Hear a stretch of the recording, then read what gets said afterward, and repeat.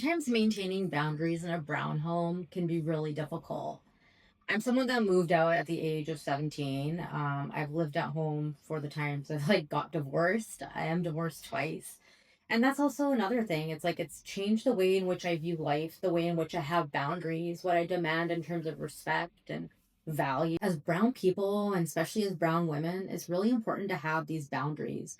We're at this weird pivotal generational shift, and I help a lot of brown women navigate this of who am I? Who do I want to be? And where have I come from? How can I manage all these expectations of my family and friends, as well as making sure that I achieve my goals? And the thing is, you can't really do that in tandem. You have to continue to choose yourself. And choosing yourself sometimes means you have to disappoint people. You have to make these changes. And these changes are not going to be understood by everybody around you. More specifically, won't be understood by people who are not willing to make the shift, haven't made the shift in a different generation than you. So we can feel a lot of guilt and shame around this. We're pivoting. Our parents didn't have these opportunities, but they gave us the opportunity to be able to come here and live a better life.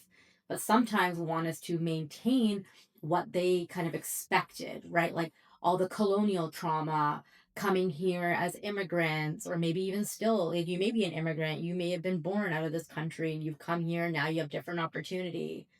Sometimes it's like, well, we want you to have that, but at what cost? And a lot of the time, that cost is boundaries. And I've created these in my life, whether it's with family, friends, relationships. I live independently. My parents are so supportive of everything that I do. And I'm aware that I have that privilege. And that's always why I come on here and talk about it. But it is difficult to live a life that you are really happy with. I'm telling you from experience, unless you are willing to put up those barriers. If you're willing to say no, you're going to be able to say yes in the areas that fulfill you and that lift you up. They say you have to be a good villager in order to have a village. 100%. Sometimes you have to make yourself uncomfortable or stretch your energy thin to go to places that you may not get the chance to again, like a certain wedding or a family function. But saying yes to everything out of expectation or because you have FOMO, it's an energy leak.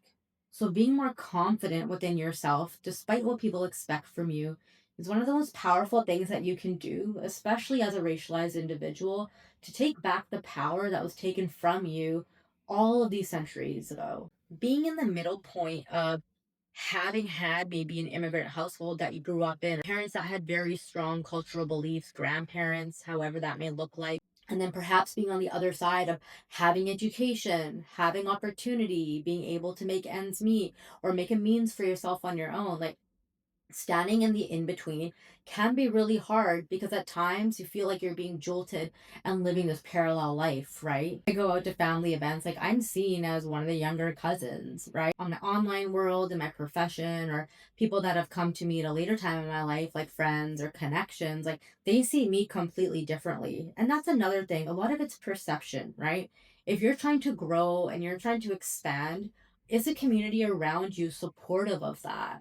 And a lot of the time, when you start to work against the mold that they've set for you or the perception that they've had of you, it gets to be difficult to maintain the same circle. And that was one of the hardest things that I had to accept. I always knew growing up that I was a black sheep, that I was an outlier. It wasn't that anyone intentionally put me in that box. I just knew that was the case. That later in life, I would go through this really big awakening that would have me leading people in this way as a collective thought leader, as a coach, as someone that has these psychic intuitive abilities. Absolutely not. But what it brought to me was more discernment. The time you're going to feel that guilt and shame of using that discernment because you've been raised to be a people pleaser. You've been raised to believe that you need to stand out, but not too much because what are people going to say? To have an education, but not break the norms and expectations. To fend for yourself, to have a cushion, to be independent, but not at the cost of creating these boundaries. All of these things can't necessarily live simultaneously within you. To be okay with disappointing people if you want to be successful.